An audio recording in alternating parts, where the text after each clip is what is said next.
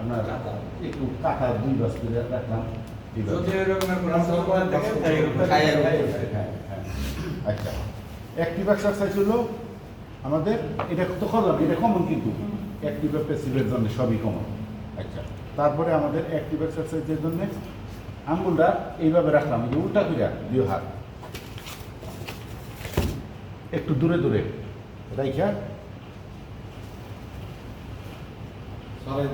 ছড়াবো, এবং যতটুকু ছড়াইতে পারে, শুধু না, যতক্ষণ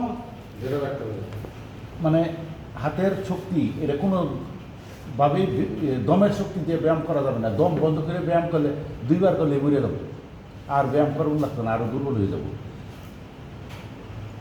জোরে ভাগ করে রাখলাম, হাত যখন দুর্বল লাগলো তখন ছাড়লাম, সাইডা আবার হাত কিন্তু ঢিলা দিছি, আবার আঙ্গুলগুলো কিন্তু একত্রিত করবো না, আবার জিরাবো আমি।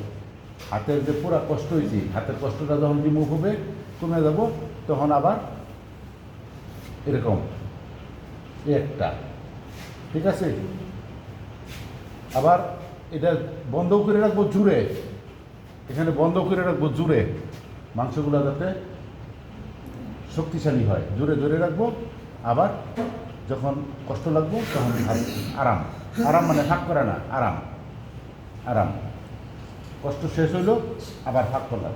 এইভাবে সকালে আস্তে আস্তে 5 বার বা 10 বার করলাম, যার যত সম্ভব শক্তি খোলায়। আচ্ছা, তারপরে আরেকটা ব্যায়াম হলো এইভাবে,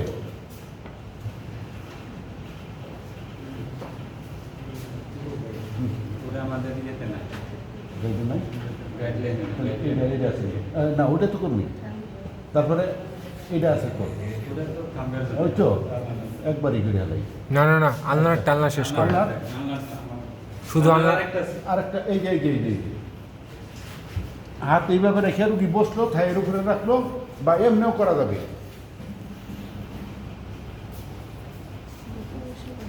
এই পিঠ কোনো সময় নর্মাল মানে আস্তে করে ছাড়া যাবে না, একদম সুন্দর করে করেন, দেখেন কত টান পড়ে এখানে, সুন্দর করে করেন, দেন এইরকম করলে হতো না, শক্তি করেন, সুদা আলনার নামটা যাতে টাইট হয়।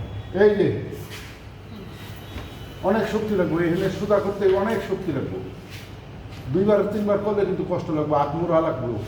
এইভাবে রাখলাম, আবার আরাম আরাম আরাম আরাম দিলাম, আবার রেখা, আবার এইটা, বুঝতে পারছেন? কমপ্লিট আলনার।